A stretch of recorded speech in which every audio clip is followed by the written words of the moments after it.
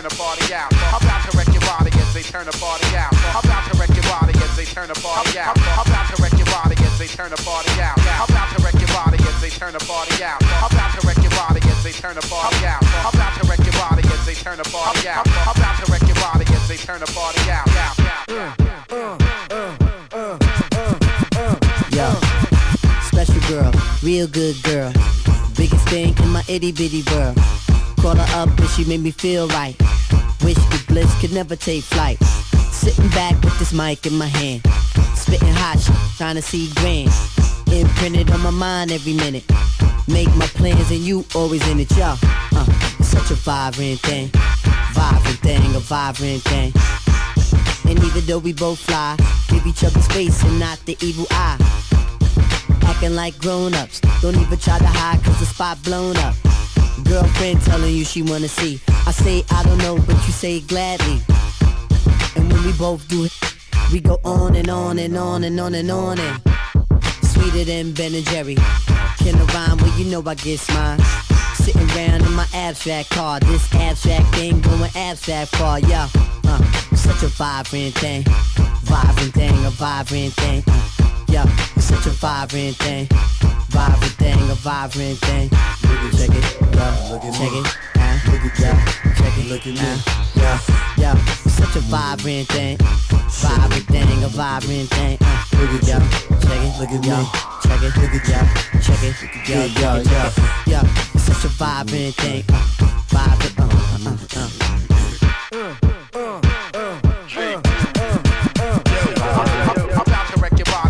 Turn the party out. I'm about to wreck your body as they turn the party out. I'm about to wreck your body as they turn the party out. I'm about to wreck your body as they turn the party out. I'm about to wreck your body as they turn the party out. I'm about to wreck your body as they turn the party out. I'm about to wreck your body as they turn the party out. I'm about to wreck your body as they turn the party out. Here we come, yo. Here we come. Here we come, yo. Here we come. Here we come, yo. Here we come. Here we come, yo. Here we come. Here we come, yo. Here we come. Here we come, yo. Here we come. Here we come, yo. Here we come. I'm about to wreck your body as they turn the party out. I'm about to wreck your body as they turn the party out. I'm about to wreck your body as they turn the party out. I'm about to wreck your body as they turn the party out. I'm about to wreck your body as they turn the party out. I'm about to wreck your body as they turn the party out. I'm about to wreck your body as they turn the party out. I'm about to wreck your body as they turn the party out. Yo, special girl, real good girl, biggest thing in my itty bitty world. Call her up and she made me feel right. Wish the bliss could never take flight. Sitting back with this mic in my hand, spitting hot shit, trying to see grand. Imprinted on my mind every minute. Make my plans and you always in it, yo. It's such a vibrant thing, a vibrant thing. And even though we both fly, give each other space and not the evil eye. Acting like grown-ups, don't even try to hide cause the spot blown up. Girlfriend telling you she wanna see. I say I don't know, but you say gladly. And when we both do it, we go on and on and on and on and on and sweeter than Ben and Jerry. Can I rhyme? Well, you know I get mine. Sitting around in my abstract car, this abstract thing going abstract far, yeah. It's such a vibrant thing, a vibrant thing. Yeah, it's such a vibrant thing, a vibrant thing. Check it, yeah, check it, yeah, check it, look at me, yeah, it's such a vibrant thing, a vibrant thing. Yeah, check it, look at me, check it, yeah, check it, yeah, it's such a vibrant thing,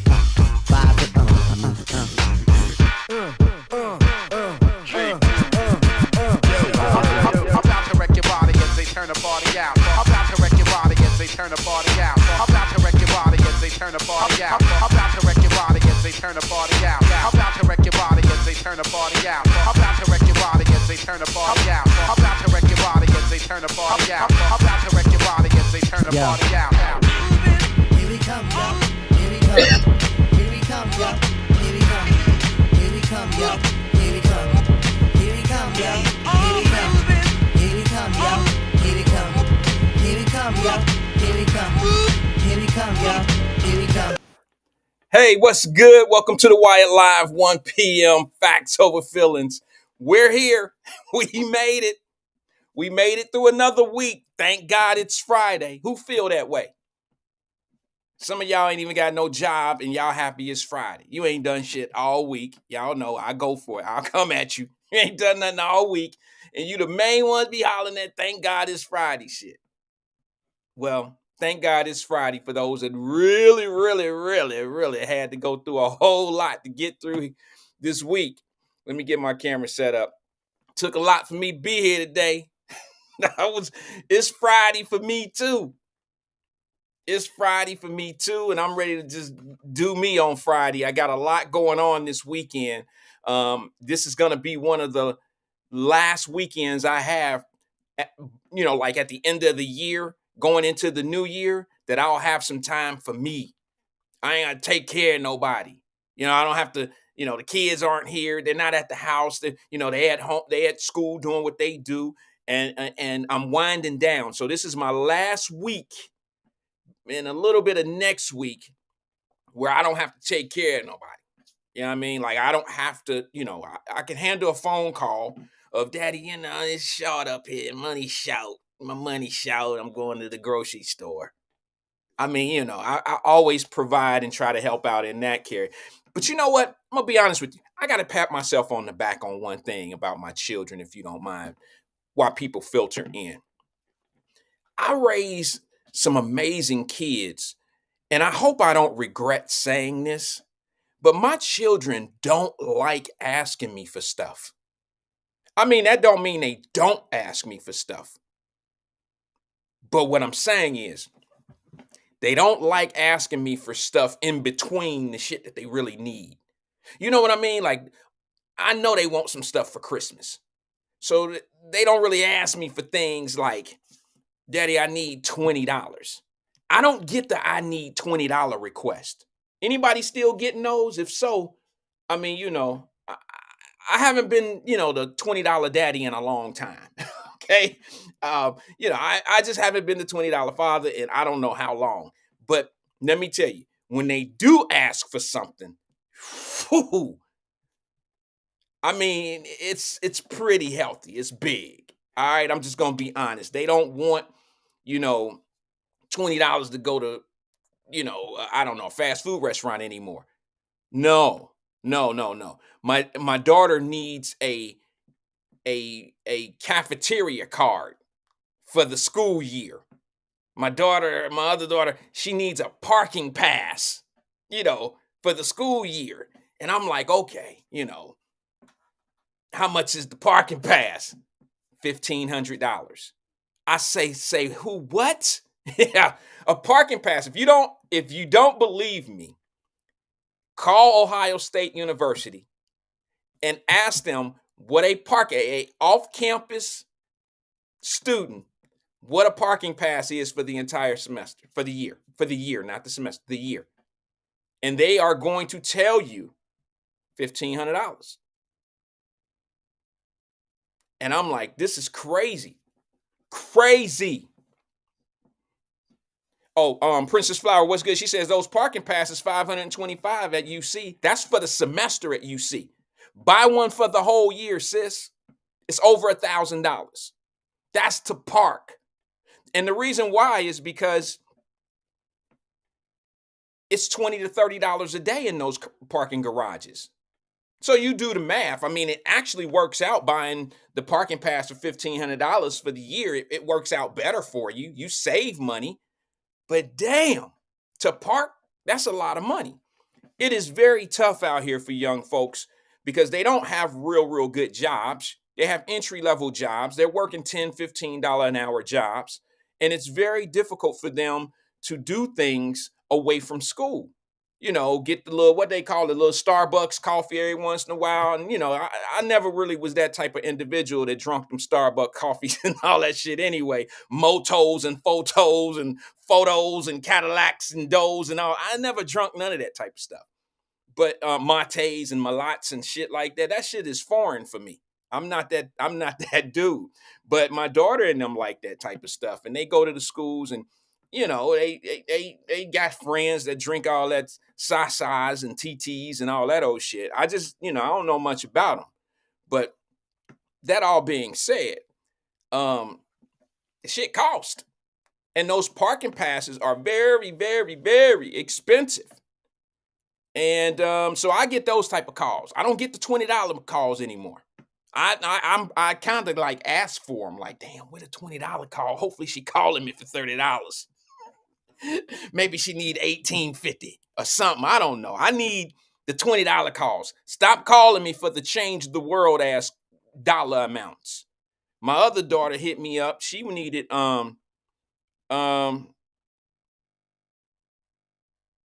okay, hold on. I'm sorry. That's her texting me. I pump brakes. I might talk a lot of shit, but when they text me, I'm father on the spot.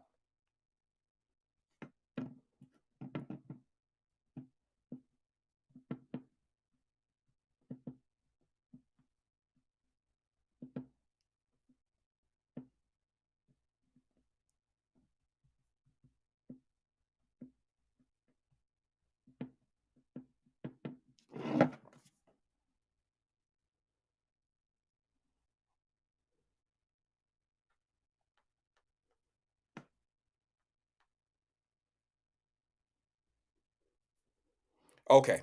Yeah, I might talk a lot of crap, but when they need me, I'm there. That's what fathers do. Princess Flower says, Mia, mama, can you Zell me 300? Yeah. It be those type of requests. 200-300 at a time. I'll be like, for what? What Mistro and Maestro are done? What shop selling $200 coffee? I'm just saying they don't need it for that. It's always a high ticket something, and it's always for school, and it's always something that needs to be done. And this is what I expected. I just wasn't ready for it. I wasn't ready to do it. And then when you get one, here come your other daughter. Here come another one. So that all being said, love them to death, but boy, I just want them to want some Nikes. Damn, can you just want a pair of Nikes? And I can do that. You got me out here buying parking passes and cafeteria cards for $1,300 for the semester. I'm like, I could drop $4,000 in two phone calls. Daughter one and daughter two. I'm $4,000 out. Like, what? LL Cool J is going on here. Hey, I want to thank everybody for coming. We're going to do a short show today because it's Friday, and I don't want to mess up anybody's weekend. I don't want to mess up anybody's, what is it? Happy hour Fridays and shit like that. I don't want to mess it up. All right. So we're going to get started early, and have a little bit of discussion. I brought a little video with me. Some of us like receipts, some of us like clips, and some of us don't. Some of us just like to sit here and play the woulda, coulda, shouldas, and not have any substance to the conversation. You know what I mean? Like, they just want to hear some shit. They don't care if it's true. They don't care how much substance it has. They really don't care. Matter of fact, the more messy it is, the more intrigued they are, and the more they love it. So I don't know. I just don't have that blood in me. I don't have that blood in me. Couple things we're gonna talk about before we get out of here real fast, though, is this. I put a message in the Wyatt Live Messenger group last night. I'm sure some of y'all seen it. There was a debate on last night. I told y'all about it yesterday between DeSantis of Florida and Newsom of California. Okay. And I already knew how that debate was going to go on. I was really digging deep, trying not to, I was really not wanting to have a conversation about it yesterday. Really don't want to have a conversation about it today because it's exactly how I thought it would turn out. And I knew one was going to talk about things that was about policies, and the other one was going to stand up there and try to get as deep down and dirty as Trump, talking about the Trump and anything he can do to make it not about policies, but make it about emotions. And I just knew that was going to happen because there's one side that uses that as a tool in order to grab the attention of people. And it didn't shock me today when I cut on black radio for a few minutes, and without them even watching it, meaning like the host didn't even watch it, but already had this biased attitude toward, yeah, the Republicans gonna feel like they just wiped the floor with him.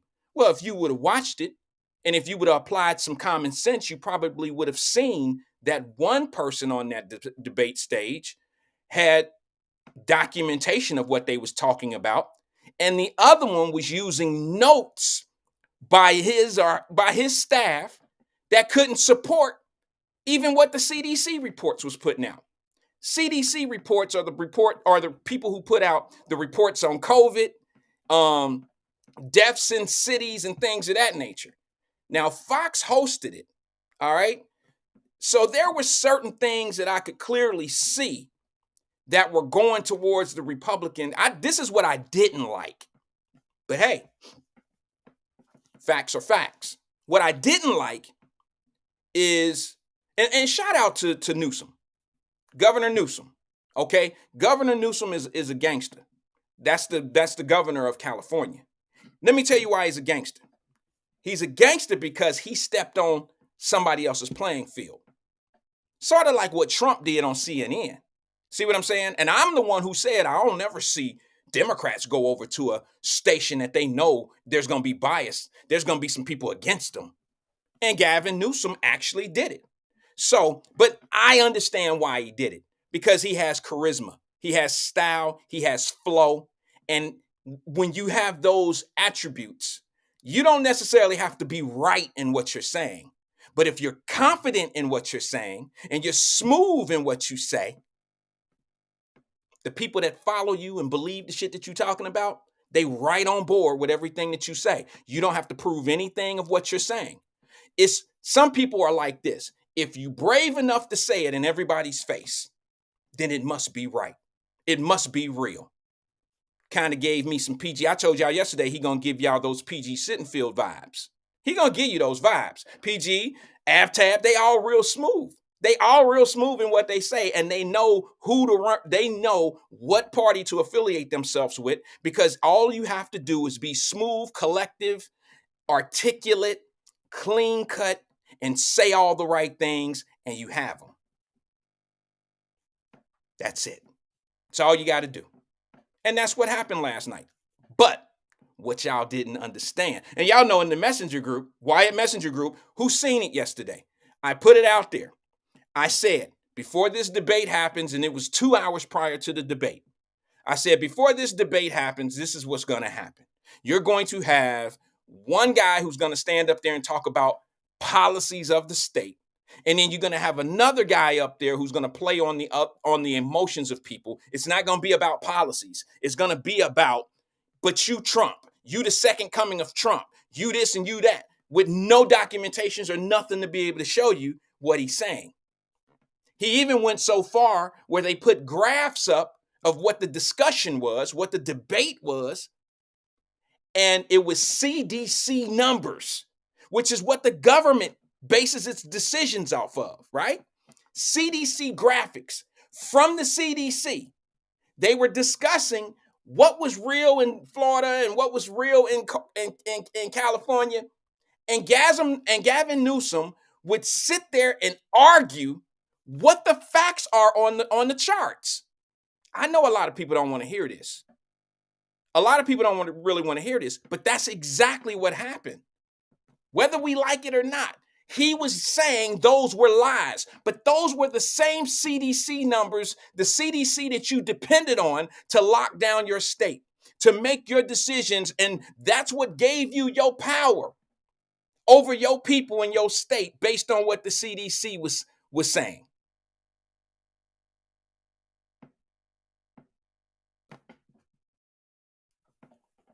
So how do you stand there with a California grin on your face, with sculptured teeth, slick back hair, clean ass? I could tell that was a Tom Ford suit.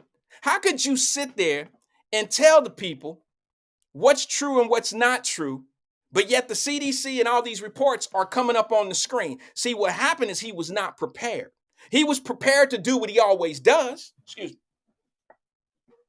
He was ready to wing it. He's a smart guy, so he understood to remember. He had memory and notes of what his staff put together. 29% of the death. You're 29% higher than us in the deaths of COVID. You locked down your state of Florida. We didn't lock our state down in California. We all know that's a lie. Matter of fact, I did a show from I did a show from Florida one time. Remember that time? And I was like, damn, I'm about to go back to Cincinnati. It was right when everything was locking down. And Florida was one of the last states to tell people they had to wear a mask indoors and go inside and shut businesses down, because all the deaths and everything, I was buying into it. I was trying to figure this shit out like everybody else. I didn't know if it was real. I didn't know if it was propaganda. I didn't know how accurate these numbers were. I didn't know any of that. This is me personally. I'm down in Florida, and y'all know I had my phone on me and I went live. Who remembered that? And I'm in my car and I'm like, I'm at what was the restaurant? It wasn't Applebee's. It was like I don't remember. If somebody remember, it's like an Applebee's. Damn, I can't remember the restaurant. Somebody remember it for me. But Princess Flower said, I remember. Do you remember when I was outside in the car and I was like, look, man, it's packed out here. So many cars in the parking lot. And it's supposed to be like a lockdown. It wasn't Fridays, Tracy. It was something like that. It was, what is that? Not Applebee's, not Fridays. It's the one that have all the steaks, uncooked steaks in the front. And it'll come to me. I promise you. That's gonna drive me crazy until I say that name. But I was in the parking lot and I had my phone out, and it was like people was walking in, walking out. There was a line. There was a 30-minute wait to be seated. And I walk in and nobody have on mask. And I'm like, I thought everybody was on lockdown. I was here to just place an order, sit in my car and come back in and pick it up. No. Florida was open. And you can't tell me, Governor Gavin Newsom, that Florida shut down like that. You can't tell me that, because I know too many business owners in Florida. I know too many people. I know people that rent scooters, rent surfboards, rent all that shit right down the street from my house. I had a guy that I knew. I've been knowing him for about 10 years now. His name is Rick. Rick left Detroit. He left, I won't say Detroit, Michigan, but whenever somebody tell me they from Michigan, I always kind of think Detroit. But he's not from Detroit. He's like Ann Arbor or something like that. But he's from Michigan. He left Michigan 10 years ago to move to Florida. Longhorn. Thank you. Damn it, what would I do without AK-47? It was Longhorn. The restaurant was Longhorn. I'm sitting out in the parking lot watching all these people go in and out.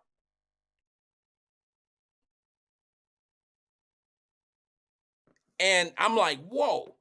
So I get on my live and I'm telling everybody like, whoa, wait a minute. And the guy that I know named Rick, and AK-47, do you remember that video, or you just kind of guessed that it was Longhorns? But do you remember me doing that video outside of Longhorns while I was at home in Florida? And I'm like, look at all these people and the lockdowns, and I thought we were supposed to be closed. My partner, Rick, he's not my business partner. I just call him that. My guy, Rick, left Michigan he's an entrepreneur, to start a business where we live in Florida. And what he does is rent mopeds to, I guess vacationers or whatever. They rent mopeds for the day or for the hours or whatever. He's very successful at doing it. He rents bikes, mopeds, and little scooters and stuff. Does well. I went to Rick during the lockdown, and I was like, whoa, wait, hey, Rick, man, are you going to survive this? And you know what he told me? He said, Wyatt, I ain't left a dime. I haven't lost a dime. My business is booming right now. I said, what? He said, yeah, man, everybody's coming down here from Virginia, from Kentucky, from California, from New York. We're swamped down here in business because we're the only place open. Don't y'all remember me having that show when I came back and I said, Florida is not closed, y'all. There's people down there. Those beaches are open. Those restaurants are open. But I don't know what the hell is going on with this COVID shit. So I'm going back to Cincinnati. I'm going back to Cincinnati so I can figure this shit out. If it's bad, they all gonna be dead. But I don't know the science. I didn't know enough to trust anything. This was at the beginning stages. I didn't know. So I was doing what I call to be safe. That's why I got the vaccine. I got the vaccine because I just didn't know. I wasn't a stubborn dumbass. I took the vaccine because medically it makes sense. Morally, principle, all that shit out the window. I didn't necessarily even want to take the vaccine. What made me take the vaccine is my family. My family, my wife, my 2 daughters were all involved in something where they were mandated. They had to take the vaccine. And here's what I'm not going to do.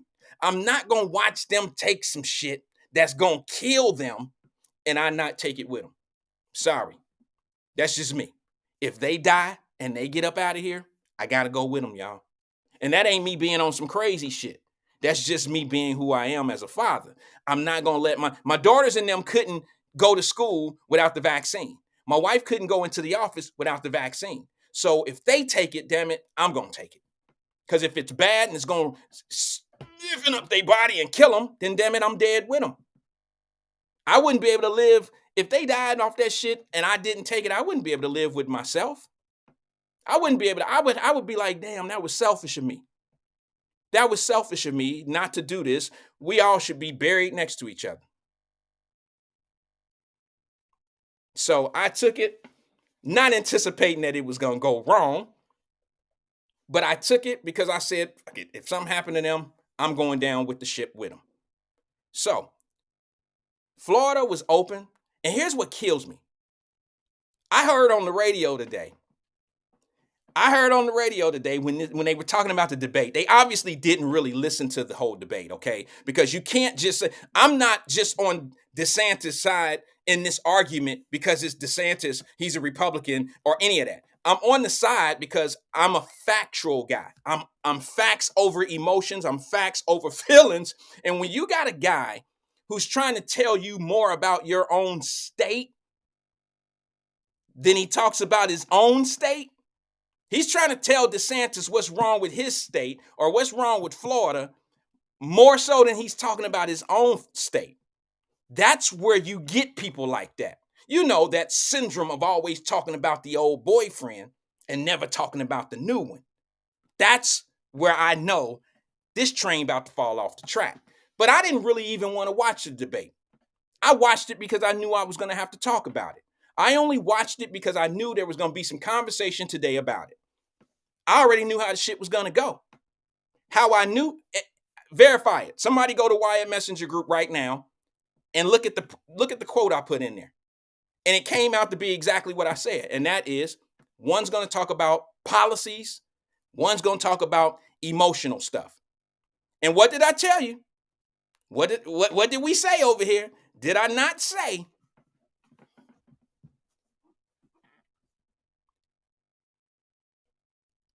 Gavin Newsom, all he has to do is talk about Trump issues and abortion.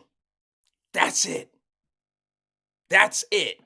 That's all he has. He can't talk about economy. He can't talk about gains and losses. He can't talk about taxes. He's going to sit back and tell us on daylight TV, it was nighttime, but on live television, he's going to say that Florida taxes their middle class, taxes their people more than California. He said it. And here's what the difference is. You can say whatever you want to say, but when they start putting the numbers up that are not generated by Fox, but generated by the people that do those things, these are national respected polls, not pollsters, but I don't know, the statistics come from like CDC and all that. These are the same stats that the government use. Gavin Newsom was saying things that was counter to what the graphics were saying. And he was not being honest about it because he would go down swinging with his lie. And let me just say this. I'm not going to tell you that Gavin Newsom purposely lied. I'm not that guy. I'm not going to say that. I'm not going to put that on him. He seems to be a nice guy, but he's a little misdirected. He's just like a lot of people where if you don't look into something yourself, or if you put a bad team together, or if you are willing to stand on what your people put together and your people wrong, well, I got to sit there and stick to what my people taught me. I got to stick to the government of Florida, the governor of Florida. Y'all death rate in COVID was 29% higher than ours. But then when they put the graph up there, they were damn near even. I'm going to show you those graphs. I'm going to show you what was said. I got clips of the debate, and I'm going to show you what it looks like when you get PG Sittenfield. Unlike this story here, all of the graphs to debunk what Newsom was saying was put right on the screen. And he stuck with it. He smiled at the camera. And every time he got stuck in his numbers of his bullshit being not accurate, then he would go into the emotional attack of what people like him do. And that is, you need to be more sensitive. He even fell down to the point of losing this debate where he made it a real big deal because DeSantis called, what's her name? Karma, whatever her name is. I don't even know it, so I guess I'm racist. Sometimes I say Kamala. Sometimes I say Karma. I don't know what the shit it is. So what does that make me? That make me not like her? That make me a hater? I don't know her. I can't remember the proper way of saying it. But it got to the point of him being so petty that he turned to the go-to card. He turned to the go-to card. Be respectful, DeSantis. Her name is Kamala. Be respectful. It's Madam Vice President. And you ain't called her Madam Vice President on TV. Fuck you talking about? I ain't never heard you call her Madam Vice President. I ain't never heard you say that until you was trying to correct somebody of what they said when they said her name wrong. Get out of here. See, that's that shit I be telling you. That's that sixth grade cafeteria table shit. Told you.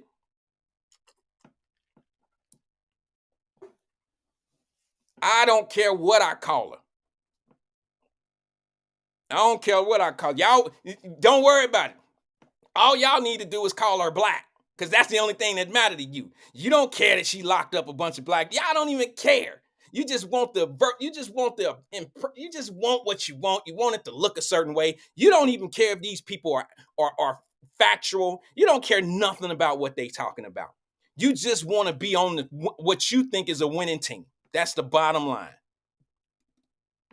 I heard so much bullshit. Let me tell you what I heard today on the radio. Y'all get mad at me if you want to. I don't know who the guest was or who this special speaker was, but this brother, it was a brother, of course, and it's the typical play. It's no different than what they did the day before yesterday when they brought the white man on the TV. Brought the white man in the studio, and he gonna tell y'all all about the damn struggle of the black man and the saving of the Cincinnati, and he there to sell a book. He there to sell a book. He ain't there to do nothing for you but to sell a book for himself. And y'all bought it. The Mr. Nice guy who was nothing but arrogant and rude and disrespectful to black people in the Enquirer damn near his whole career. And all of a sudden he come in and he turn a new leaf so he could sell you a book. And then the black radio co-sign that shit.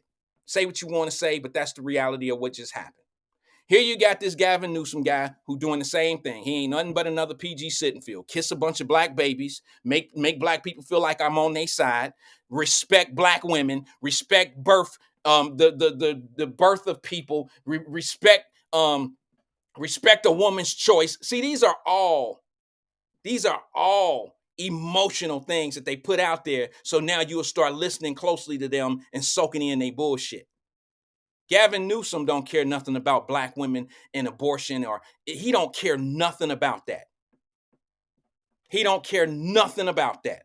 All he doing is saying enough so you'll fall victim to whatever the shit he about to do to you. I'm telling you, that's all that is. Yesterday's debate, I already knew where that was going. How could a governor get on television and support his state that's crashing and burning and everybody is leaving and it's too expensive to live there? You have the highest taxes. Your gas is taxed to the max. How could somebody get on there and really have a legitimate debate against a state that has no income tax, against a state that just was open during COVID, against a state that's ranked #1 in education?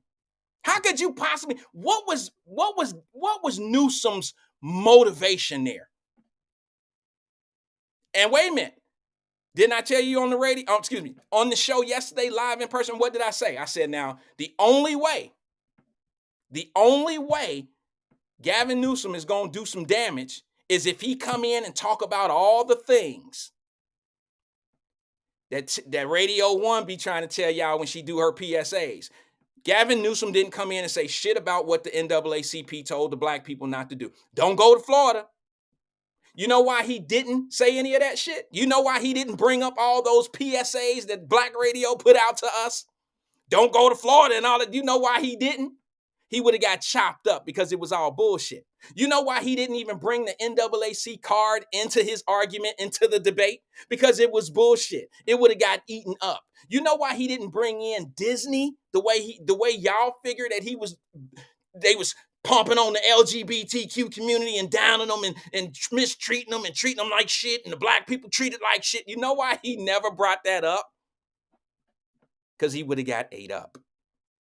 Because that wasn't meant for him. It ain't meant for the people that know better. It's meant for the people to hear, to let it stick in, to give them a reason to not like DeSantis, like I told you a whole year ago when they start going in on the man, because they think if Trump fall down, the next candidate for the Republican Party is going to be Gavin Newsom. So we got to drag him through mud, prep him. Let's get him prepped and primed and ready to get slandered. That's what they did to him. And the reason why none of that shit came up in that debate last night, because they would not have been able to stand on it. I think we had that conversation yesterday. I said the only way Gavin Newsom wins this debate is if he bring up all the shit that he's been talked about in the media. See, the media can control all these narratives, but they can't control the CDC numbers. They can't control the things that are real and that are false. They can tell you things that are false and try to make them real, but the truth is the truth. And when you have somebody face to face debating one another, and you have people with the information there, the statistics, it is very hard to believe the smile and the nice suit, the grins and the I hate to say lies. I don't like to say that because it's such a cliche in politics. The Democrats say they always lying, meaning the Republicans. And the Republicans always say they ain't doing nothing but lying. So this is what you believe. You believe both parties lie, right? So that takes credibility. Even if one of them is telling the truth, it takes credibility out of the truth. But what I heard on the radio today, when that brother got on there, I don't know where he from. I don't know what he do. I ain't got no beef with him. Don't want no beef with him. But here's what we do. This is what I'm talking about. It's just like D.L. Hughley and them. The only reason why they say some of the shit that they say to my people is because they sell tickets. They always selling you some shit. So if they selling something that they prosper off of, they got to make sure they on your side, even if it's some nonsense. So this brother get on the radio and he start talking about, well, yeah, I seen that debate last night, man. And there was only one person up there talking real. There was only one person up there talking real. And he was like, Newsom was telling DeSantis more about his own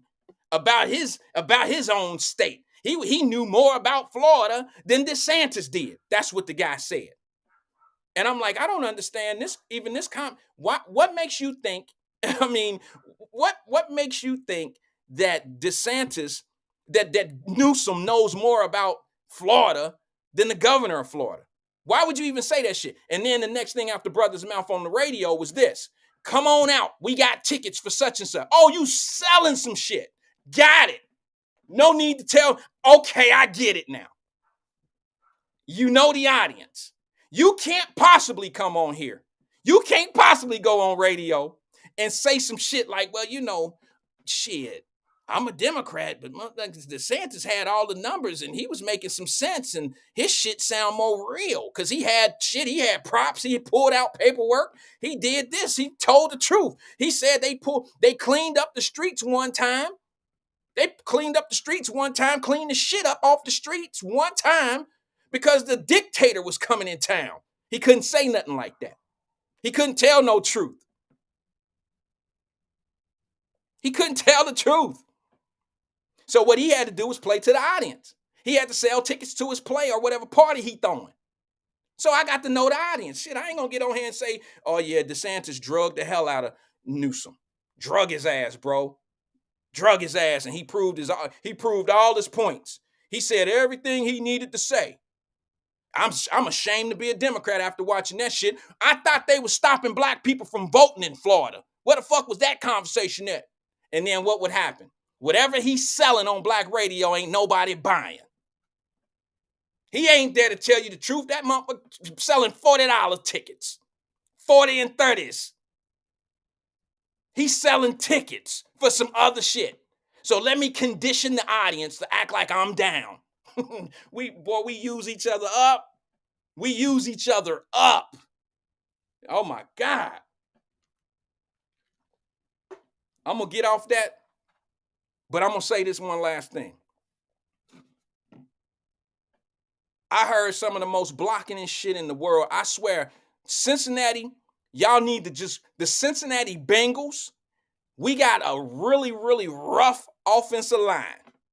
But damn it, if you ask me, if I was a recruiter for the Cincinnati Bengals, I got 5-star recruits down at the radio station that you can put on the front line, and I promise you, Joe Burrow will not get touched. I have never seen somebody block so well for PG Sittenfield in my life. I heard on the radio, I ain't putting no words in nobody's mouth. I heard on the radio today that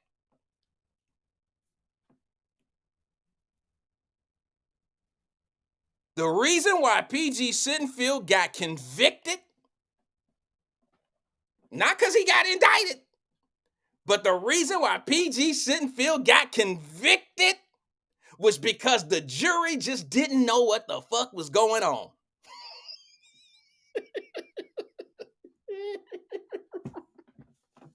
The jury didn't know the law. Woo, woo. Boy, put that on Joe. Joe Burrows, call me. I got an offensive lineman that got your back, your left side, right side, every ounce. Come on, DC. DC said, who said that? Tell him, Roz. Tell him who said that, Roz, so they won't think I'm making it up.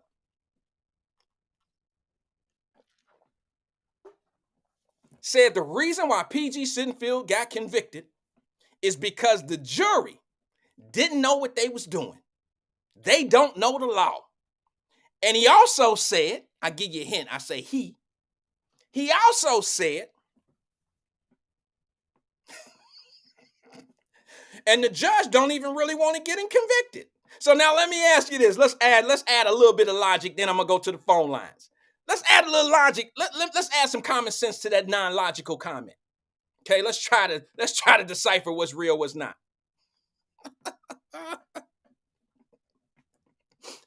The judge had every opportunity to toss this case out the window if the judge didn't want you to get convicted.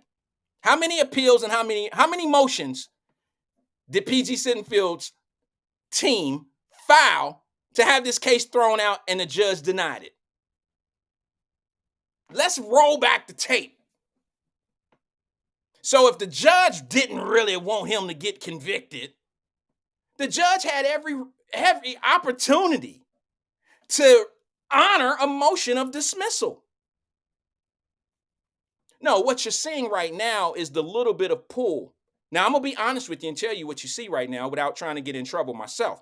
What you see right now is a little bit of privilege of some people that PG Sittenfield and his family is very respected. He's a good guy. Good guys do bad shit. PG Sittenfield is very much connected. His family's connected. He's well connected. So what that means is I can't keep you out of jail, but I can make things as comfortable as possible for you in your process of going to jail. I can make sure you spend Christmas at home and give you one last New Year's before you go do your 16 months. I can pamper this bad situation for you. That's where the privilege is coming in at.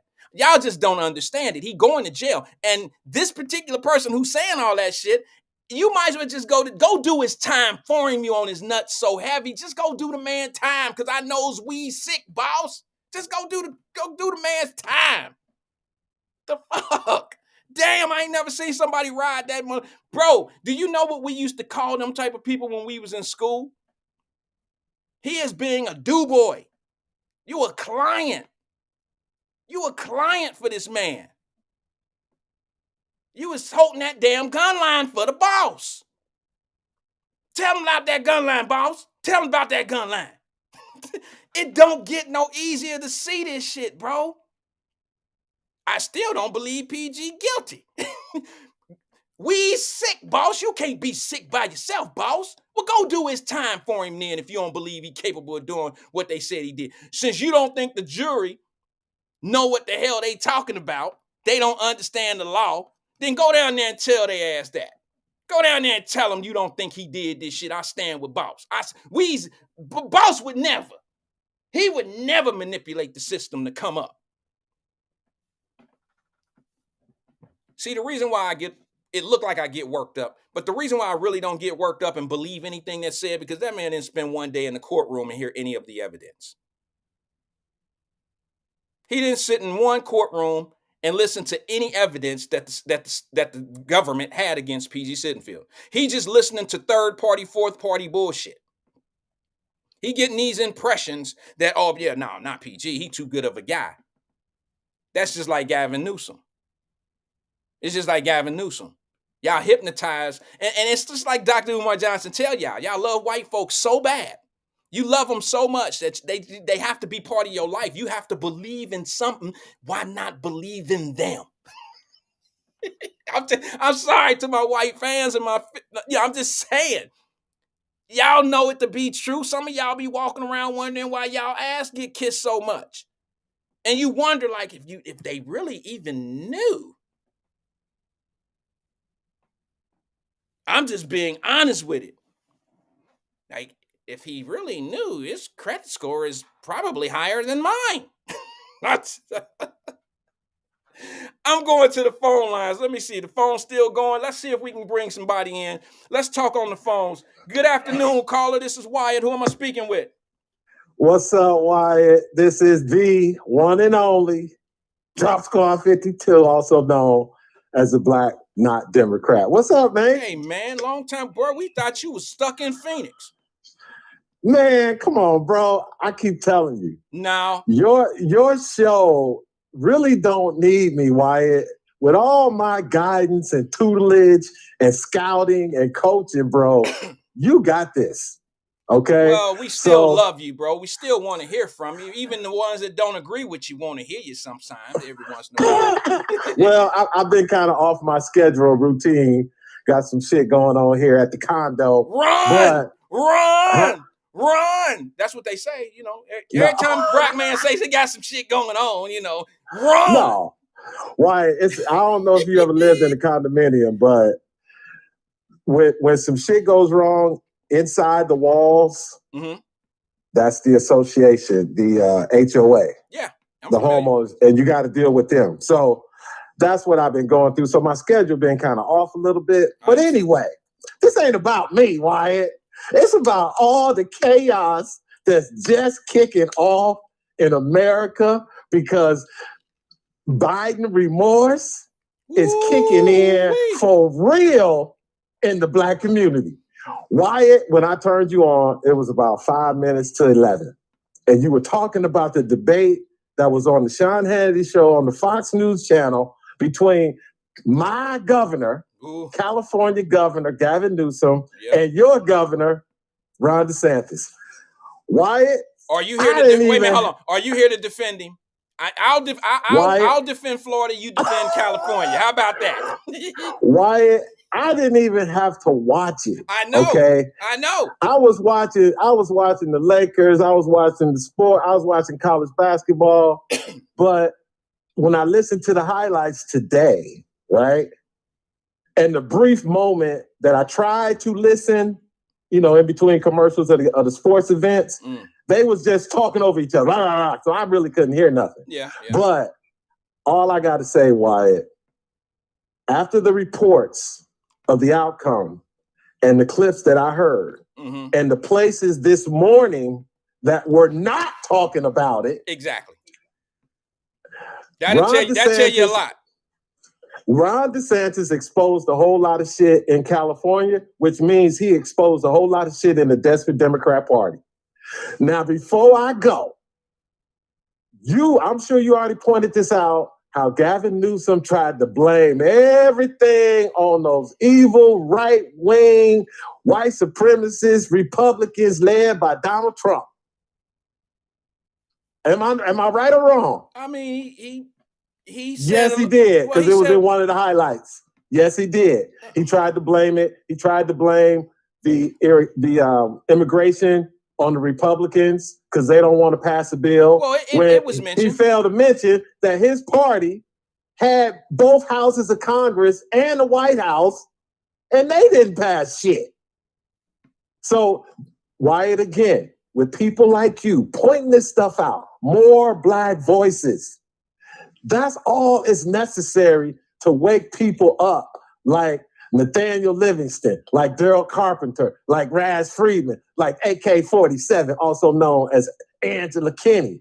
All these people who've been seeing this shit, but never really had an outlet or a voice to express what they want to say about their party, the Democrats. I'm telling you, Wyatt, it is just heating up. They are calling Negro whisperers, Black spokespeople.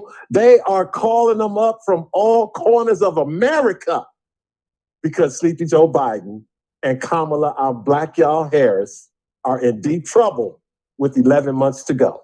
So let me ask you something. What was the purpose of this debate? What do you think the purpose was? The purpose of this debate was to put Gavin Newsom out there in these battleground states. Because and also the fact that some of the Democrats think that Trump voters would be willing to vote for someone else, another Democrat or somebody who says they're an independent, if Trump wins the nomination next year for the Republican Party. That's what he's hoping, okay? Because again, Gavin Newsom has his eyes on 2028. But like I told you a long time ago, the Democrat plan is to get Joe Biden to November 5th. Democrat, he wins a second term, then he steps down, inserts Kamala Harris into the White House to take over for the president because for whatever reason that they make up. But the problem, Wyatt, and the reason why Gavin Newsom will do a debate like he did last night with a Republican candidate for president is because everybody can see that Joe Biden, it's a strong possibility that he may not be able to make it all the way through next year for the campaign. So again, Gavin Newsom, you got the governor of Illinois, you got Gretchen Whitmer from Michigan, the governor of Michigan. You even got the brother who just got elected in Maryland. I forgot. I had his name and I forgot it that quick. But Wes Moore, a brother, they even talking about him as the Democrat bench for 2028. But if something happens to President Biden where he can't run for president, then the Democrats have to have somebody like Gavin Newsom that the American people are ready to vote for. Okay. Yeah. So before I go ahead.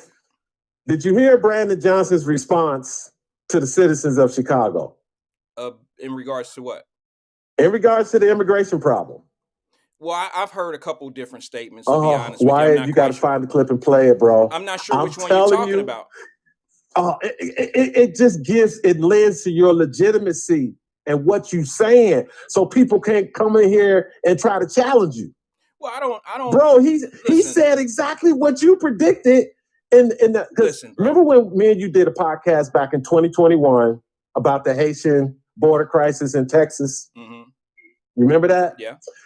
I was listening to it the other day, and I'm telling you why. Some of the shit you said in that short time me and you were on my podcast at the same time, it's happening. And it's happening in Chicago, New York, LA, all these cities that are run by Black mayors. But if you listen to what Brandon Johnson had the audacity to tell the people who voted for him, I'm telling you why. Well, I think I know which one you're talking about. Let me help out and see if this is recent. It's within the last week. Is it the one where he's trying to explain to the people that Let me just put it this way. Wait a minute, hold on. Is it the one where he's trying to tell his people in Chicago that the Republicans in Texas are sending all of these immigrants to Black mayor cities and things of that nature? Yes, that's a talking point. But he's not saying that the cities that they're sending them to are sanctuary cities. Of course he's not going to say that. Okay, that is the biggest part that most people need to understand. He says something about you sent these immigrants to Martha's Vineyard and you dropped them off, but Martha's Vineyard is a sanctuary city. So, I mean, but here's the problem.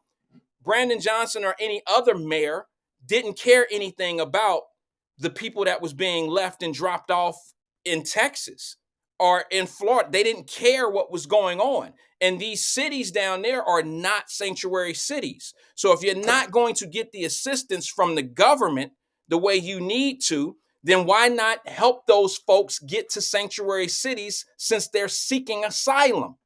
Why not do that? Again, Wyatt, sometimes you expect the Democrats, the media, to admit their hypocrisy and lies. It's not going to happen. That's why I always say voices like yours and others are so important for the people that are listening. Because Wyatt, this man, what he said, what Brandon Johnson, the Black newly elected, he even blamed his predecessor, Lori Lightfoot. But this is what they do. It's never their policies or the failure of their policies. It's always something else, Wyatt. Have you noticed one thing? Single time. Let me ask you something. Have you noticed one thing about that, what you're saying? Have you noticed what happened to the mayor of New York when he started saying it's the government's fault we're in this position, that we have to cut spending and funding at police and libraries and sanitation. We have to use this money for our migrant problem, our illegal migrant problem. And it's turning over New York to a point where they're starting to use taxpayer dollars to do things that they normally wouldn't have to do. And when you, as the mayor of New York, come out and say, he wouldn't say the United States government. He said the national government, because he knows. Well, he said the federal government. No, he said the national government. And I remember him saying that specifically. And I was just like, wait a minute. You know, he's dancing around what he really wants to say. But he said enough. He's already said enough to blame the administration for not handling this thing at the border. It used to be Texas is doing this to us. Now they starting to say the Black folks in Chicago are smarter than that, okay? We're just smarter than people try to talk to us about things. When you Wyatt, it's okay. Again, brother, politics is not about the truth. It's what you can get people to believe. Okay, well, what I'm saying to you is people in because Chicago. If you say national government or federal government, if people aren't knowledgeable, they're not going to connect that to the president. Wyatt. Well, I mean, that's fine. Whatever word. That's why you are important to tell the people, not to expect them to tell the people that they were wrong and they lied to you and they used double speak. And no, it's got to be the pundits. Because like you said, if it's a one or two voices, they can jump on that and shut that shit down quick. But if it's all the internet, half the sites on Twitter, half the pages on Facebook, they can't control the people, Wyatt. that's who they worry about. They worry that the people will be educated and be taught to see the bullshit. And until they change their tactics, they're going to assume everybody is stupid to not know the difference between the national government and the president and the Congress that runs shit. So again, Wyatt, you got to keep putting your voice out there because they'll never admit it. Let me ask you a question, Drop. How do you feel about this guy that got this Santos guy that got tossed out of Congress today? How you feel about that? Well, see, again, all these Congress people are up for re-election in 2024. Okay, so George Santos was used by the Republican Party because remember, it's politics, Wyatt. Right now in the Senate, you have Senator Robert Menendez from New Jersey, who's been indicted, his wife, for shit way worse than what Santos did from New York. But the Republicans, they only have a 5-seat majority anyway. So it's going to get done in Congress anyway. So they figure we get rid of this guy, and now we could come after Santos in the Senate and bring down maybe somebody else who might try to defend Santos, but then they want to throw they want to defend Menendez, the Democrat, but throw Santos, the Republican, out. Why? It's an election coming up, bro. But everything is political and strategic. Whatever happens in Washington. Let me just tell you what I don't like about them voting him out. I think that he deserves to be voted out, but I think that he deserves to be voted out once a court of law convicts him. All right, that's like finding someone. You're getting rid of someone before they're actually, before due process. Now, I'll be honest with you. I believe he's guilty of what he's done, but that don't mean that I have to agree with the process that they're taking right now. Okay? Because they want to take it out of the hands of the people. The people of New York selected him in the election. If you don't like him, if he's under indictment but hasn't been convicted, the people will decide the next election, or the judge will decide and convict his ass and send him to jail before the next election. But again, Wyatt, this is freaking politics, baby. And in America right now, it's 50-50. Ain't no more independents. The only independents are the pissed off Republicans or the pissed off Democrats. But right now, the Democrat Party has a big problem. A big problem, and it's Joe Biden. I mean, they even stopped using the word Bidenomics last week.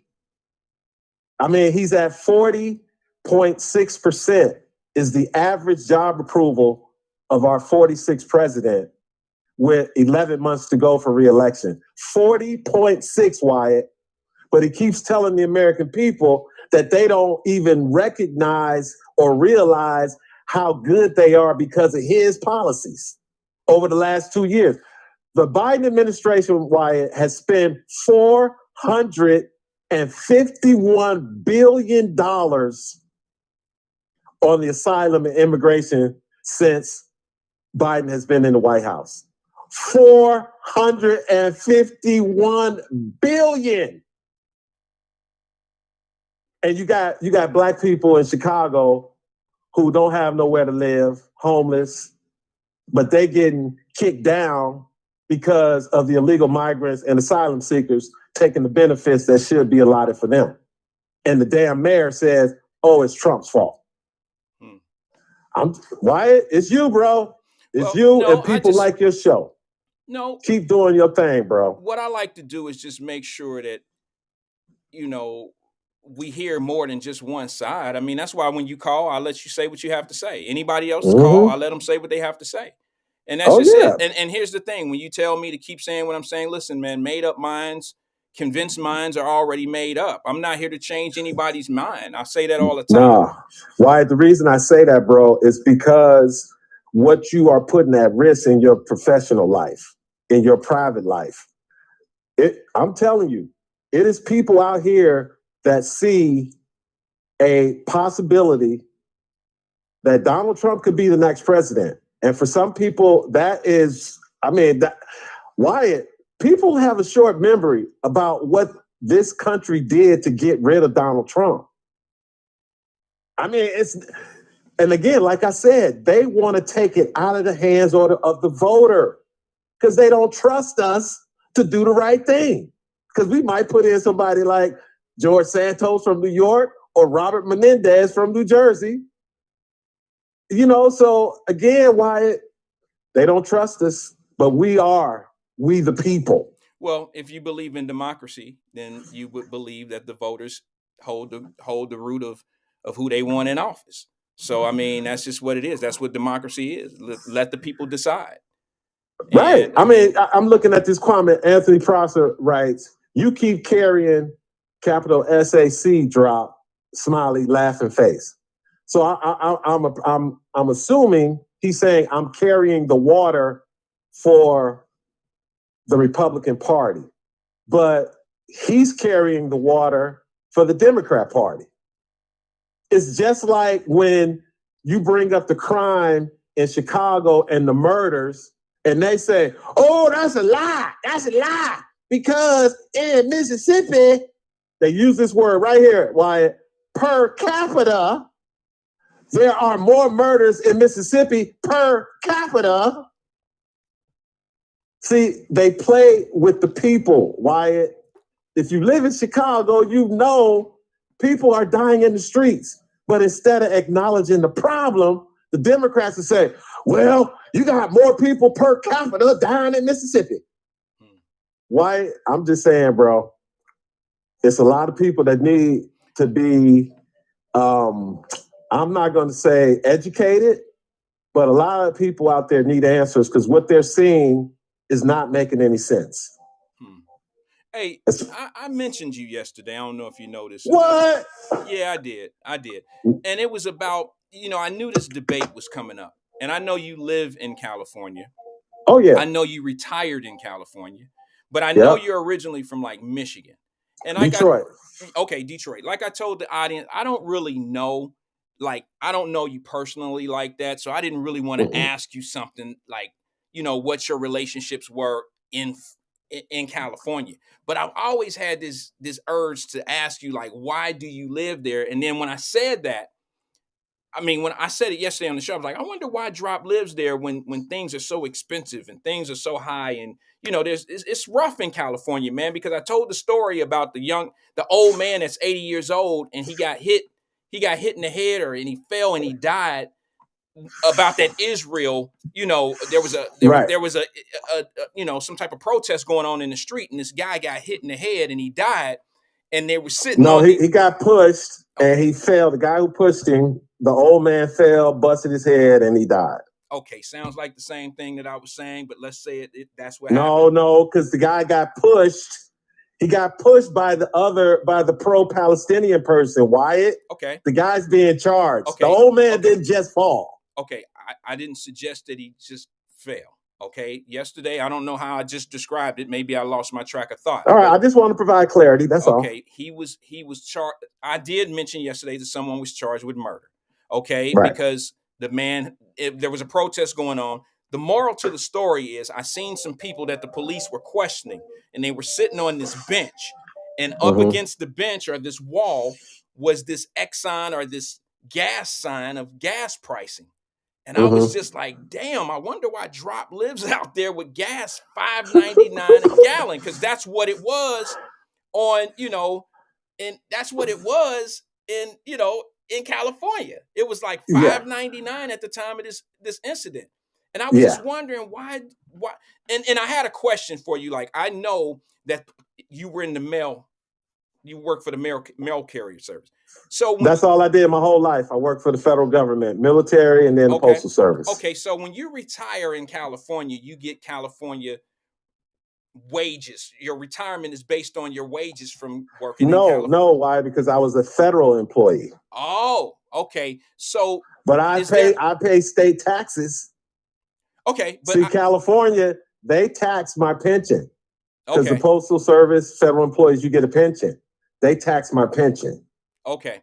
I was just wondering. I was just curious on, like, how do you, is there a living allowance that's, if you live in California versus Detroit, does the mailman, you make mailman money from California, right? I mean, I'm sure you have a 20%, you probably make 15-20% Well, the more. mailman in California make the same amount as the mailman in Detroit. Wow. But the average mailman salary puts you in the middle class. Even in Now, California? yes. I don't think so. I mean, that's just my opinion. I don't think middle class is the same middle Well, class. you are asking me a question. Somebody Yeah. who actually lived here, been living here since No, 1980. I look, man, I'm not doubting you. I'm just giving you my opinion if I don't think so. I think Well, it's I hard. can tell you what I did, or you can keep going and guessing. Okay, no. Let me just tell you why I feel the way I feel.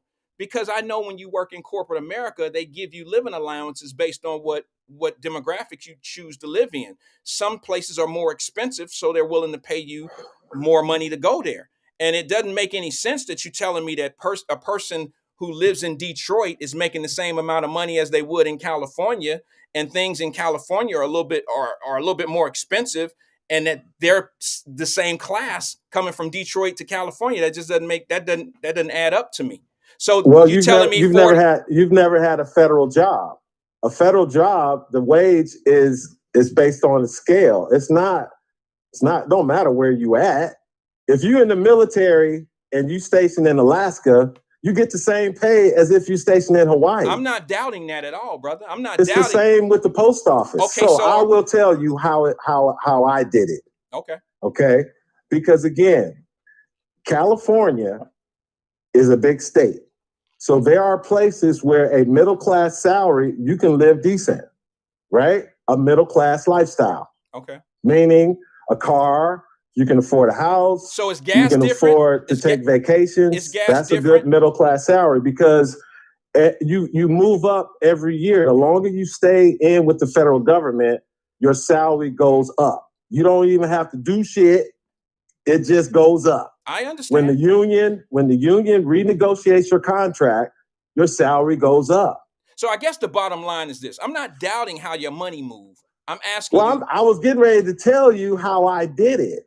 Okay. Well, go ahead. It's based on the individual. It always comes down to the person, Wyatt. I understand. I was raised, I had a job at 12. I had a paper route. I learned how to manage and how to save money. When I joined the military at age 20, already knowing how to manage my money. So I was always a good saver, and I always managed my money and didn't waste it on bullshit. Okay? So when I got married, 2 incomes. She was from a city close to LA, right? I'm stationed in another part of California where the cost of living is not as high, but around the same, a little bit higher. So again, Wyatt, I managed my money. I had benefits from the military, benefits from the Postal Service. Right now, Wyatt, what I pay in mortgage and my association for my homeowners, it offsets the taxes that are starting to be taken out for my retirement money from the state of California. I get it. So I'm flexible in my movement in retirement because of what I did when I was working. I've considered Arizona, Florida, and Nevada because of the state tax laws pertaining to retirees and their pension and their benefits. I got you. I understand.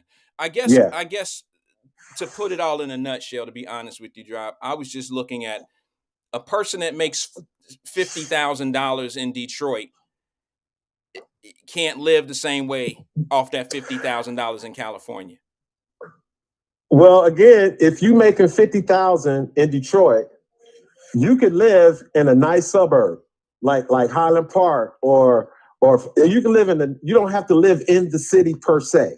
You can move to the outskirts of the city where it's nicer communities, not as much crime, and better city facilities and stuff on a middle class. Because that was the thing during my generation, why it was in Detroit, it was to get a job at the factory, right? car factory. But I couldn't get in at the time. So the next thing was join the military.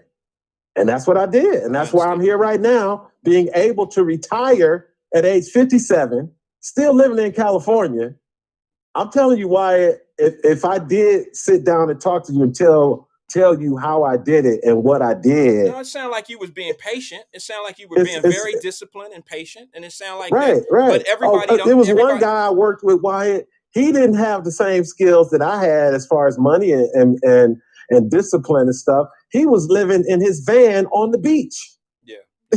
Dude would show up to work in his flip-flops and shorts, pull up in his little VW van. Yeah. But again, he had problems. He had issues. I think he was a heavy drinker or something, or a gambler or something. Yeah. So again, it all comes down to the individual. It's not how much money you make, it's how much money you spend. So if you save 20% of your salary, that's everywhere. That's just a matter of being. That's just a matter of being disciplined and you know, conscious. And plus, I knew how to side hustle. I refereed high school basketball for 15 years. Okay, so you made it, and I didn't have to break my back working overtime at the post office. I understand. I was just curious, brother. So, that's all. It just seems like the people who make a certain amount of money, it's more. You know, there's just living allowances that I know corporate companies give. You know, you have options. You say, I'm going to make 10% more, 12% more on my salary if I move to this particular place because of the, you know, the cost of living is more. And I mean, that's pretty common. I understand that California is what it is. And I mean, you know, not every part of California is affordable, and not all of it is cheap either. But then it's the same thing in Florida. There's very expensive places in Florida as well. It's all about the location of whatever state you go to. I mean, you could every state has its level of affordability, but there are some states that have things that you just can't go without saying that is excessive when it comes down to taxes and things of that nature. You know, Wyatt, I'm talking about if you live in LA County, Ventura, all that, where Hollywood, all that money, it's expensive. Yeah. But if you move further south to where I live in Orange County, San Bernardino, Riverside, getting down to San Diego area, then it's not as expensive. Listen, man, you can live comfortably on. Let me tell you like this. When I retired, Wyatt, my top salary was $57,000 a year. Okay. After 28 years at the Postal Service. Bro. But that was me. I didn't have the ambition to leave and go do something else and make a whole lot of money. That wasn't me. No, I wasn't even considering that. I was talking about the time you spent there. I mean, that's discipline within itself. You said 28 years with the Postal Service. I was saying, because that's, for me, I don't know if I can do something for 28 years other than, I mean, you know, my life is different every day of what I do. So I just think that it's, you know, when I'm 28 years into something, I'm 20 years into something now. So it kind of sounds hypocritical for me to say that, but my day to day is different every day. I could never work in a factory, not because I think I'm too good. It's just I have this attention span thing that just drives me crazy, where I can't do the same thing over and over again. Like I couldn't work in a Ford plant and drop engines all day, every day for years. That would be difficult for me. I have to deal with personalities and people and interact with people. You know what I mean? And what they say, Wyatt, what they say about black people, we are not a monolith. Yeah, we're not all the same. But if you look at the way these politicians and the media speak, all black people fit in a certain category when it comes election time. But again, you couldn't go without saying something like that, but again, Wyatt, you're a good conversation away from politics. Drop. People need to know that. But Wyatt, it is what it is. It's 2023. The days of a person starting a job and working there for 30 years and getting a pension, that shit is over. Hey, there's another guy that lives with your out generation. There. Hold on one second. second. And it's definitely that way with my daughter. Drop, if you don't mind, let me just bring up somebody who's in the comment section, Mr. Johnson, okay? He's an old family friend of mine, and he lives in California. He says, you make bank here, and I know he lives in Cali, so let me find that comment. Yeah, I see it. I'm he looking says at you it. Go make ahead. bank here, but it costs to live here. And I have been in my house in Oakland for 30 years, and with the value of our house, I ain't worried about my next cheeseburger either. You see what I'm saying? So Hey, shout out to Don. Let me tell you this real quick. The condo that I'm in right now, me and my ex-wife bought it in 1992. Took out a mortgage. It cost $100,000. Now, when did you buy it? I'm sorry, here you said 1992? in 1992. Okay. Me and my ex-wife, we bought the condo for $100,000, right? And 6 years later, we got divorced, and the judge let me keep it. So you fast forward now, Wyatt, 31 years later, okay? Mm-hmm. Take a guess what you think I'm sitting on right now. You bought it in 92 for 100? Bought in 92 for $100,000. It's one bedroom, one bath, attached garage, 870 square feet. Okay. So, what part of California is it? Orange County, California. Orange County. I'm gonna probably say it's probably in the. Okay, how many units are in your building? You say it's a condo, right? Right, it's a condo. So is it a high rise type style, or is it a no? It's spread out. Townhouse? It's one person above me, and then it's like 4 units connected. Okay, so it has more of an apartment complex type of. No, more of a townhouse. Townhouse. Oh well, that's even more. Okay, I would say you bought it in 92. How old was it when you bought it in 92? Did you buy brand it? new? You bought it was the final phase. I'm gonna say it's probably about 650, 675. Damn, bro, you almost. The last one that I saw, I saw a realtor. It sold for $600,000. Yeah, that I could see that. 600. You know, that's my thing. That's what I do. So I know, and bro, so that's why I had to give a shout out to Mr. Johnson, because what he's saying is true, and he's probably around my age. But our generation is done. And then your generation came along, the entrepreneurs, the one who want to go out and make the money, do the hustle thing. Your generation, that's what you taught your daughters. Yeah. Okay? So the whole concept of getting a job at a factory or for the government, maybe for the government, but those days are over. Young people are about making money, being bosses, running things.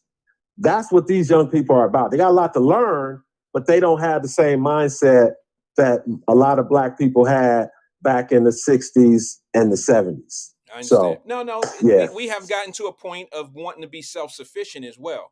You know what I mean? It's not just working a corporate job. We got a lot of people now who want to be self-sufficient and have their own businesses. And let me just say this to you. I heard it on radio today. And I don't mean to knock Black radio, of course. You know, no, I really don't. You do a good job of it, though. That's okay. I just speak of what gets talked about. I don't bring up things. I only talk about what they've already talked about. And one of the things Mr. Ware brought up on the show is, where's all the people? Where are all the workers? And let me just make an observation of what I noticed personally, what I've seen, been able to sit back. A kid with his driver's license, an 18 or a 19-year-old kid with his driver's license. Regina says, yes, you do. If you want to call this a knock, then okay, I knock them all the time. I try to pull them down off their pedestal and all that. All I'm saying to you is, when you ask questions like, where are all the workers? There's so many factors that we need to put in place there. For me, I think that I'm a patriot of I visit McDonald's sometimes and Burger King, and I do notice the bad service and they don't have enough workers and the early shutdowns and all that. But I also have enough sense to understand the other side of the coin. And that is this. A lot of those people that normally work there have found other ways of making their money, whether it's online, whether it's Uber, whether it's Uber Eats. They still they still might have some dealings with McDonald's and Burger Kings. But let me tell you, they're owning their own way of making that money. They're taking their car. What the hell are you doing, man? Are you smoking? What? No. You sound like you smoking. Bro, you hearing things. You must get some audio feedback. Okay, let's just say that's what it is. My bad. We got audio problems over here. No, what I'm saying to you is the reason why these restaurants, fast food restaurants and places like that are having trouble finding people is because a lot of the younger folks are finding independent ways to make their money. They're driving Uber Eats. They're just doing different things. And if you go in some of these restaurants and instead of going through the drive-through, if you go in there and see some of the bags that are lined up of food that they're shipping out, it's because Uber Eats and all that is pretty much taking over. And they're, delivering food. And these young guys and young ladies have a more independent way of making their money. That's a factor there as well. So yeah, and before I go, why do you remember when they made this push for $15 an hour? I do. Remember that? I do. Right? And you remember what they used to say? Well, you can't raise a family on that. Right. See how times have changed in just this short period of time. In less than 10 years. Don't nobody want to work at no damn McDonald's. Right. Like you said, you could be your own boss, driving Uber or delivering food. Yeah. I mean, why would I go work in McDonald's for 12 or 13 or even $15 an hour when I can make $30 an hour delivering the food off Uber Eats? Why would I do that as a young man? Listen, right. Let me just say this. If I was a young man in today's society with technology and all these opportunities, I don't want to say that it's a definite, but I would definitely, in my mind, be on the path of being a millionaire at a younger age. And the reason being is because of so much opportunity and it's all digital. Digital opportunity has taken over where there's no excuses at this point. You understand? I know 100%. There's really no excuses these days because you can't blame it on they don't like me. You can't blame it on this. You can't blame it on that. You only have to blame yourself if you're not capable of going after a dream, because nobody can hold you back from your dreams. They just can't do it. And I'm just here to hopefully that motivates or tell somebody. But if I'm a kid, I'm not making $12 an hour, even at an entry-level job at McDonald's or Burger King. I'm going to find a way to get into the Uber Eats program or whatever they call dine drop off or whatever they call those places. And I'm going to make me $30 or $40 an hour. And I'm going to work that job all the way until I'm going to have a set thing of making XYZ amount of money per day. And that's just the beginning. That's what I would do. And then you can start a podcast or a YouTube channel and talk about it and get paid like that. Well, I guess. That's a fact. I guess. That's a fact. I guess. Yes, sir. But anyway, Wyatt, I'm going to go. I'm looking at the comments and I get that 50-50 love-hate thing, which I enjoy. Right. Yeah. It's a good thing to call your show every now and then. Yeah. And because like I said, bro, the other show, the Nathan Ivey show, I needed to be on there every day.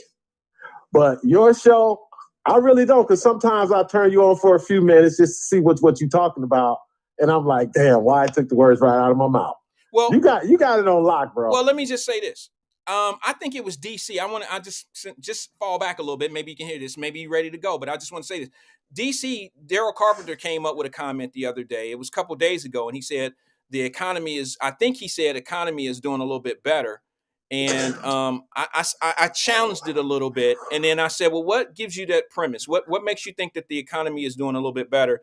Not that I doubted it. I was just wondering, I kind of have a doubt, but I'm just wondering what would persuade you? What makes you think that?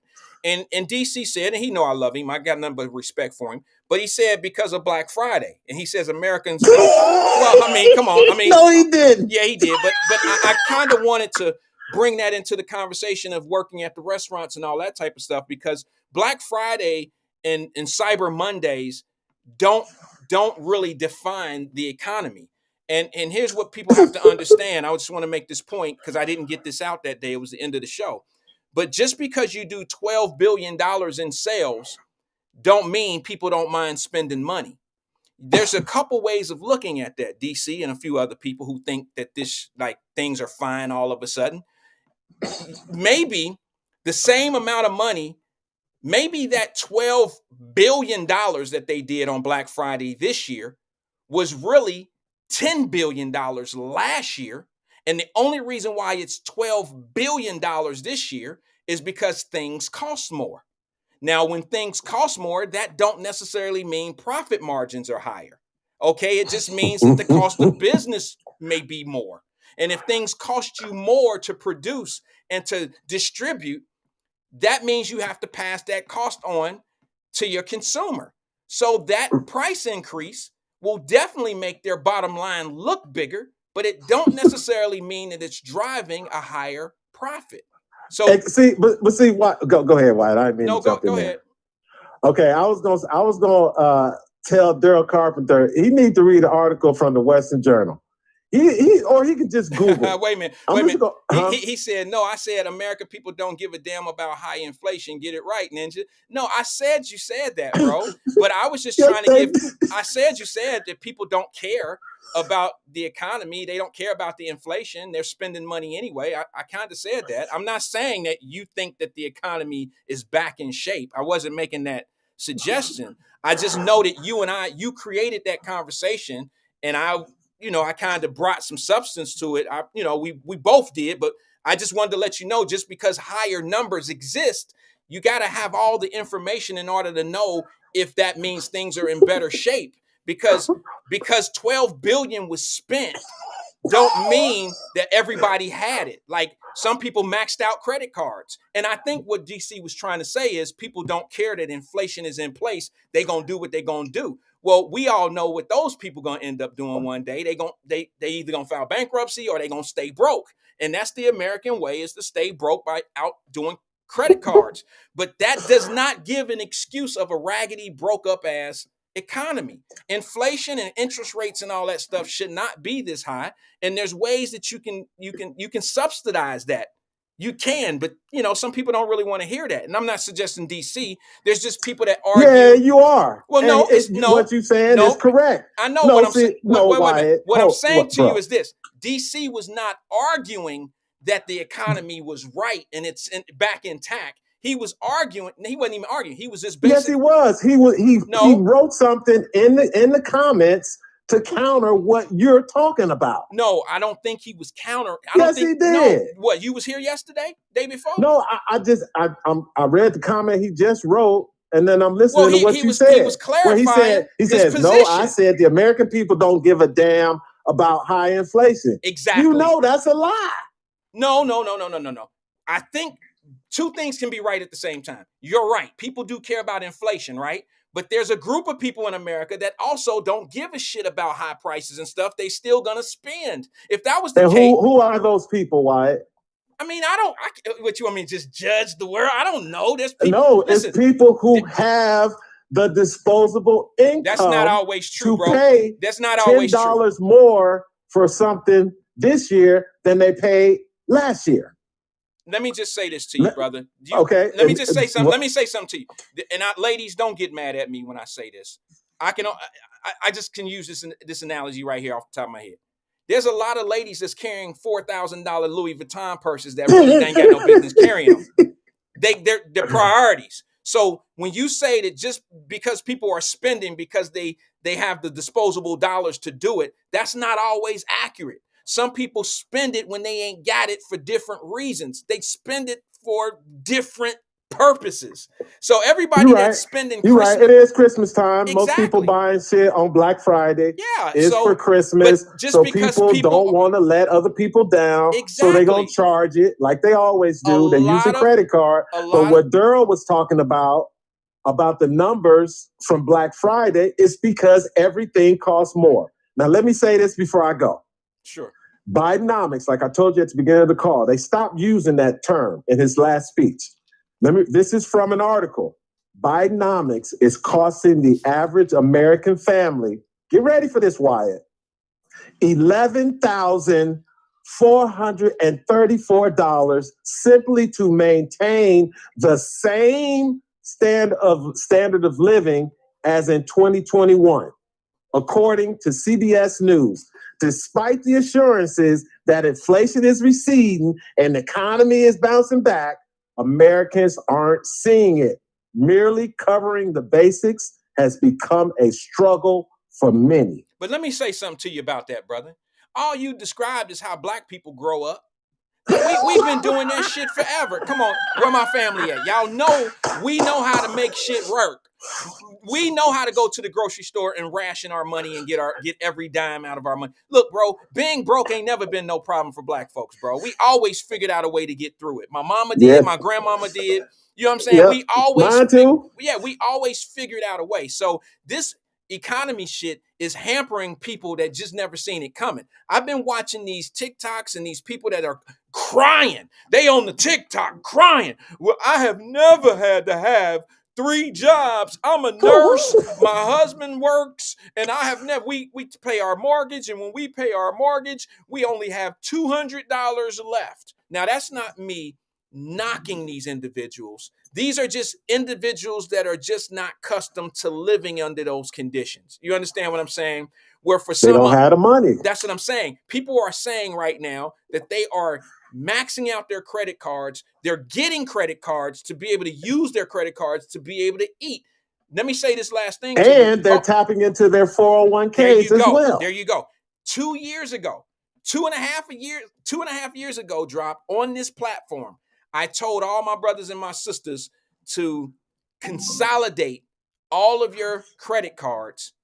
You got to free up some of them or pay them off if you possibly can, because the next 2 years is going to be rough. And I said in 3 years, within 3 to 4 years, bankruptcy court will be full as hell because people will have, and a lot of people don't understand when you get these credit cards and you start putting your life on credit that you're killing. No, seriously. You're absolutely murdering your debt to income ratio. So when you're putting your gasoline on your credit card, your debt to income ratio is shrinking. You know, I mean, it's the Why? opposite. It don't matter. Well, mortgage rates is 7.5%. Well, I understand. But see, even if you got a 780 credit score, you still getting hit with that 7.5. Well, yeah, and if you subpar, you're gonna pay higher than that. A lot of people don't even understand that, Drop, is that what they're showing you on TV, they're showing you high interest rates to buy a home if you have good credit. That's right. Them 780s and higher. That's what I'm saying. If you have good credit, you qualify for those type of scores. I mean, those type of rates. But have subpar, and you gonna be pushing 8+. Mm-hmm. Yeah. Do you understand? So anyway, Mr. Wyatt, I can hear it off in the distance. I know you probably ain't used that shot clock in a long time. I ain't had to use it. It was fun talking to you. I had to wipe the dust off of it when you called. I pulled it out though. It was 56 minutes, Wyatt. I know, bro. I know. That's a record. Well, it's been a while. Anyway, like I said, man, it's just getting started. You keep doing your thing. You keep exposing the chaos because it's going to get worse. The longer the Israel-Palestinian war goes on, the longer the Ukraine-Russia war goes on, it's just going, I'm telling you, Wyatt, 2024 is going to be crazy. It's going to be crazy off the hook. And that's why we need people like you. Okay. All right, Wyatt, I'm out, bro. Appreciate you. Peace out, man. Thanks for calling. I appreciate you. I'm coming up against the hour. I'm almost up out of here. I got what? Oh, it is 3:00 now. It's 3:00 now. I don't know. I didn't even really want to get into the politic thing. I think the only reason why I watched the debate is because I knew what was coming. I already knew it was going to be a bunch of things that were going to be said on both sides that was going to bring emotional, droughts to people. And let me just say this to some folks. Y'all hear me say things about abortion. I've never had a conversation about abortion on the show, like a whole show about abortion. I don't know what this is called, so maybe somebody can help me. Let me see if I can pull this up real fast. I don't know what this particular position that I'm in is called. Let me see. Where is it? Let me see. Hold on one second, guys. Give me one second. I'm not quite sure what position it is, but I do believe that a woman's choice should be her choice. Okay, I don't think the government should play a part if a woman has an abortion. And I'm gonna be honest with you and tell you something that some of y'all may not agree with me on this. Hold on one second. Give me 1 second. I'm just looking for this comment.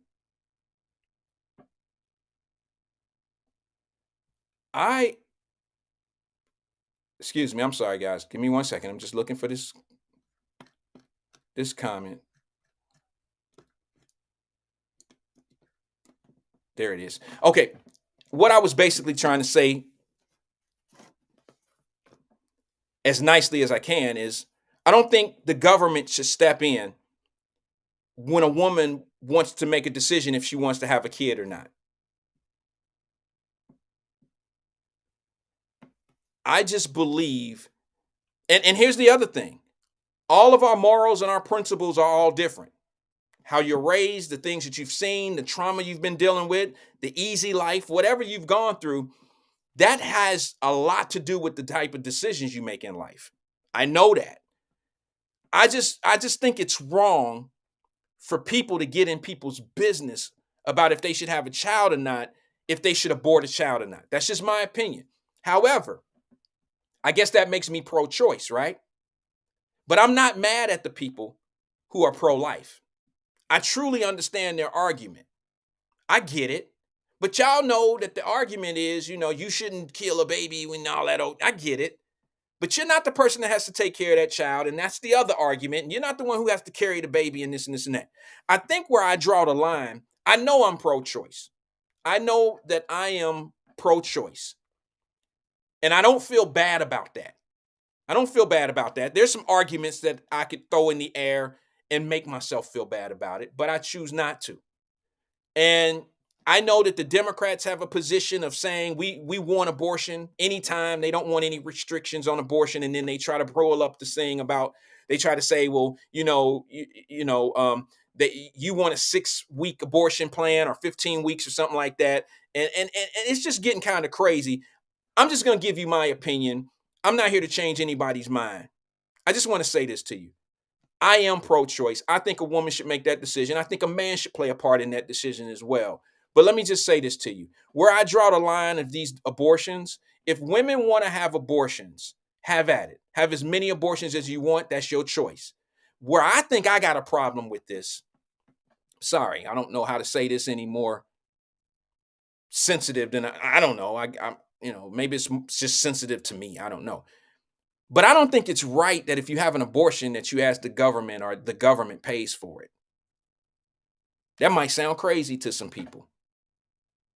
But if you want to have an abortion at any point of a pregnancy, have at it. I'm not judging you. I don't think that you're a horrible person. There's circumstances and situations for everybody's decisions. I'm not the person you're going to have to deal with later on in life. You have to live with yourself on your decisions. So I can't be judgmental like that.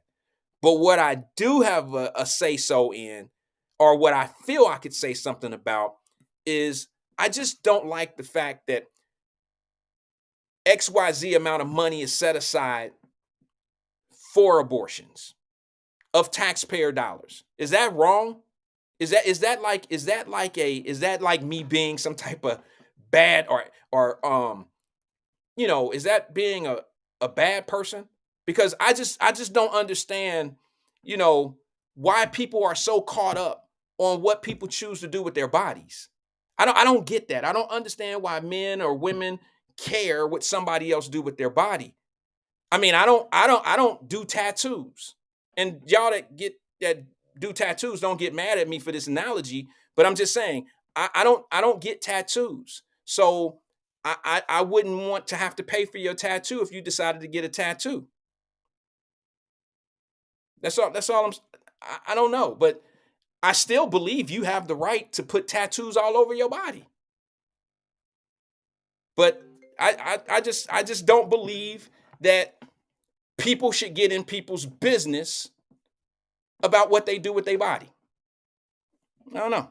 Maybe that's me. Maybe I'm wrong. Maybe I don't feel, maybe I'm wrong. Maybe my point of view is different and wrong. And people think that the government should say what needs to happen to you, or the government should control what you do with your body and all that. I just don't believe that. I'm up against the hour, guys. I'm running late. I got things to do. It's 3:06. Go check. I don't know. Is Emmanuel coming on today? Somebody find out. If so, go check E out. My wife is waiting on me. I got to bounce. Peace and love to everybody, man. I'll see you guys on the next one. I'm about to wreck your body as they turn the party out. I'm about to wreck your body as they turn the party out. I'm about to wreck your body as they turn the party out. I'm about to wreck your body as as they turn the party out. I'm about to wreck your body as they turn the party out. I'm about to wreck your body as they turn the party out. I'm about to wreck your body as they turn the party out. I'm about to wreck your body as they turn the party out. Yo, special girl, real good girl. Biggest thing in my itty bitty world. Call her up and she made me feel right. Wish the bliss could never take flight. Sitting back with this mic in my hand. Spitting hot shit, trying to see grand. Imprinted on my mind every minute. Make my plans and you always in it, yo. It's such a vibrant thing. Vibrant thing, a vibrant thing. And even though we both fly, give each other space and not the evil eye. Acting like grown-ups, don't even try to hide cause the spot blown up. Girlfriend telling you she wanna see. I say I don't know, but you say gladly. And when we both do it, we go on and on and on and on and on and sweeter than Ben and Jerry. Can I rhyme? Well, you know I get mine. Sitting around in my abstract car. This abstract thing going abstract far, yo. Such a vibrant thing. Vibrant thing, a vibrant thing. Yo, it's such a vibrant thing. Vibrant thing, a vibrant thing. Check it, yo, check it, look at yo, check it, look at me, yo, it's such a vibrant thing. Vibrant thing, a vibrant thing. Look at yo, check it, look at me, check it, look at yo, check it, yo, it's such a vibrant thing. Vibrant,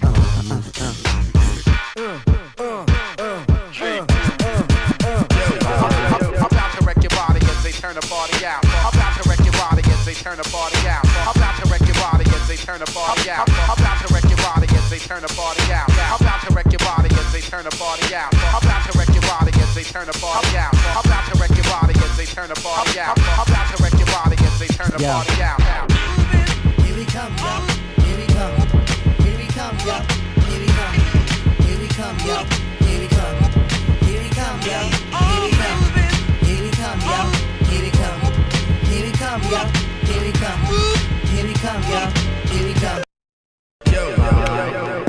I'm about to wreck your body as they turn the party out. I'm about to wreck your body as they turn the party out. I'm about to wreck your body as they turn the party out. I'm about to wreck your body as they turn the party out. I'm about to wreck your body as they turn the party out. I'm about to wreck your body as they turn the party out. I'm about to wreck your body as they turn the party out. I'm about to wreck your body as they turn the party out.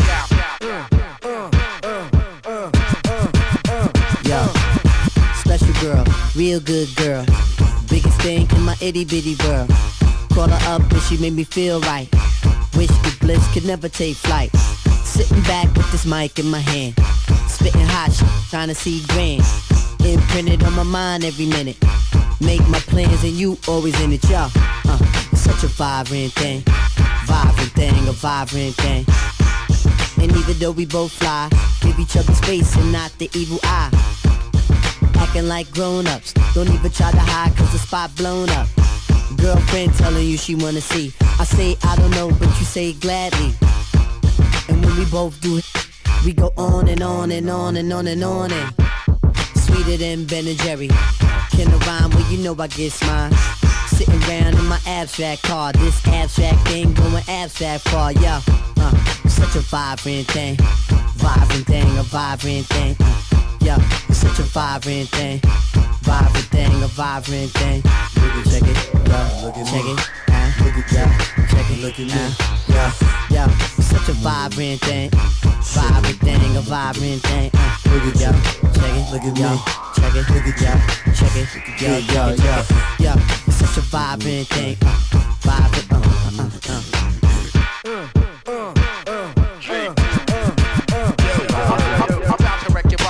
Turn the party out. I'm about to wreck your body as they turn the party out. I'm about to wreck your body as they turn the party out. I'm about to wreck your body as they turn the party out. I'm about to wreck your body as they turn the party out. I'm about to wreck your body as they turn the party out. I'm about to wreck your body as they turn the party out. I'm about to wreck your body as they turn the party out. Here we come, yo. Here we come. Here we come, yo. Here we come. Here we come, yo. Here we come. Here we come, yo. Here we come. Here we come, yo. Here we come. Here we come, yo. Here we come. Here we come, yo. Here we come. I'm about to wreck your body as they turn the party out.